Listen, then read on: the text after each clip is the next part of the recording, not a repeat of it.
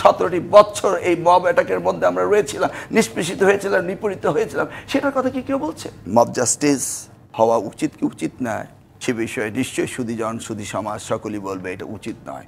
কোনো সভ্য দেশে কোনো মানুষ বিশ্বাস করে না মব জাস্টিস হতে পারে।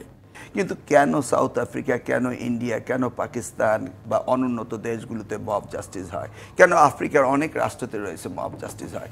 কেন গণতন্ত্র সঠিকভাবে থাকার পরও ভারতে আমরা দেখেছি পিটিয়ে মানুষকে কীভাবে মারা হচ্ছে মব করে, এটা আমরা দেখছি।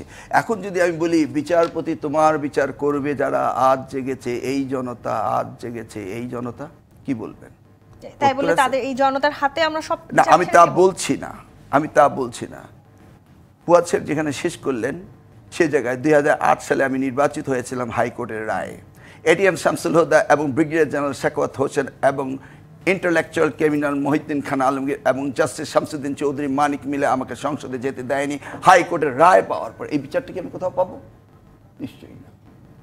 এই সেই এটিএম, এই সেই নুরুল হুদা, সে কি বলেছিল?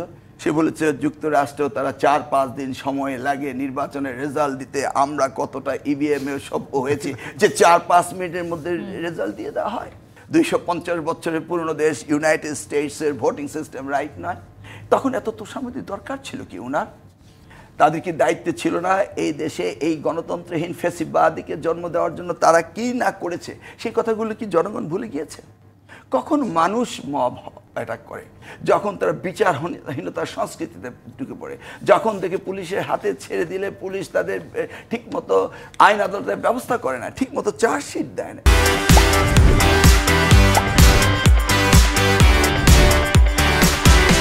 এগুলি কি আমরা দেখিনি?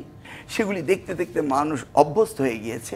আমরা কি দেখিনি বাড্ডায় একজন মহিলা তার বাচ্চাকেও আনতে গিয়েছিল, ছেলে ধরা বলে তাকে পিটিয়ে সেখানে হত্যা করা হয়েছে।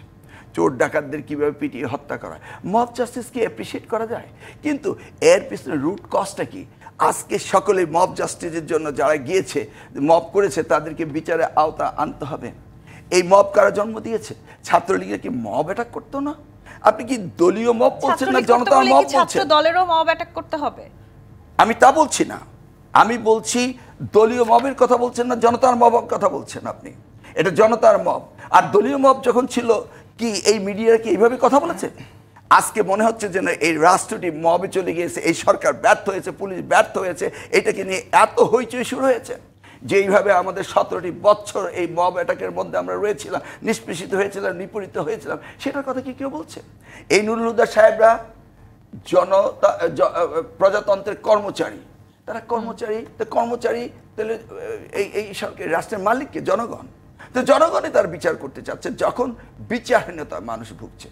তার মানে আমরা বলতে চাচ্ছি যে মানুষ যখন বিচারহীনতা ভোগে, মানুষের যখন লিগ্যাল সিস্টেমের ট্রাস্ট থাকে না, মানুষের যখন পুলিশের উপর ট্রাস্ট থাকে না এবং অন্যায়কারীর অন্যায় করে চলে গিয়েছে, তখন জনতা এই ব্যবস্থাটি নেয়। সেই জায়গাটিতে আপনার ফিরে আসতে হবে, এই দেশের সিস্টেমকে ডেভেলপ করতে হবে। কিন্তু আবার নির্বাচন কমিশনার হিসেবেও তো আসলে তিনি একটি শপথ নিয়েছেন এবং সেই শপথের খুব সুস্পষ্ট ভঙ্গও তিনি করেছেন। সেই সময় আসলে চাপ দেওয়া হয়নি কেন? সেই সময় আসলে জনগণ কেন কথা বলতে পারেনি? সেটি নিয়েও তো অনেক আলোচনা আছে।